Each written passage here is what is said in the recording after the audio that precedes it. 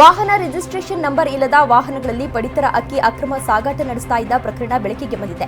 ಪಡಿತರ ಅಕ್ಕಿಯನ್ನ ಅಕ್ರಮವಾಗಿ ಸಾಗಿಸ್ತಾ ಇದ್ದ ಗೂಡ್ಸ್ ವಾಹನಗಳನ್ನು ಪೊಲೀಸರು ವಶಕ್ಕೆ ಪಡೆದುಕೊಂಡಿದ್ದು ವಿಚಾರಣೆ ನಡೆಸುತ್ತಿದ್ದಾರೆ ಎಂದು ತಿಳಿದುಬಂದಿದೆ. ಒಂದು ಲಾರಿ ಹಾಗೂ ಅಶೋಕ್ ಲೈಲ್ಯಾಂಡ್ ಮಿನಿ ಟ್ರಕ್ನಲ್ಲಿ ಪಡಿತರ ಅಕ್ಕಿಯನ್ನ ಅಕ್ರಮವಾಗಿ ಸಾಗಿಸ್ತಾ ಇದ್ರು. ಮಹಾಲಿಂಗಪುರ ಠಾಣೆ ಪೊಲೀಸರು ವಾಹನಗಳನ್ನು ವಶಕ್ಕೆ ಪಡೆದುಕೊಂಡು ಪ್ರಕರಣವನ್ನು ದಾಖಲಿಸಿಕೊಂಡಿದ್ದಾರೆ. ಪಡಿತರ ಅಕ್ಕಿಯನ್ನ ಚೀಲ ಬದಲಿಸಿ ಸಾಗಾಟವನ್ನ ಮಾಡುತ್ತಿದ್ದದ್ದು ಕಂಡು ಬಂದಿದೆ. ಮಹಾಲಿಂಗಪುರ ಮಾರ್ಗವಾಗಿ ಚಿಕ್ಕೋಡಿ ಕಡೆ ಪಡಿತರ ಅಕ್ಕಿಯನ್ನ ಅಕ್ರಮವಾಗಿ ಆರೋಪಿಗಳು ಸಾಗಿಸ್ತಾ ಇದ್ರು. ಬಾಗಲಕೋಟೆ ಜಿಲ್ಲೆ ರಬಕವಿ ಬನಹಟ್ಟಿ ತಾಲೂಕಿನ ಮಹಾಲಿಂಗಪುರದಲ್ಲಿ 10 ಟನ್ಗೂ ಅಧಿಕ ಪಡಿತರ ಅಕ್ಕಿಯನ್ನ ಅಕ್ರಮವಾಗಿ ಸಾಗಿಸುತ್ತಿರುವುದು ಈಗ ಬೆಳಕಿಗೆ ಬಂದಿದೆ.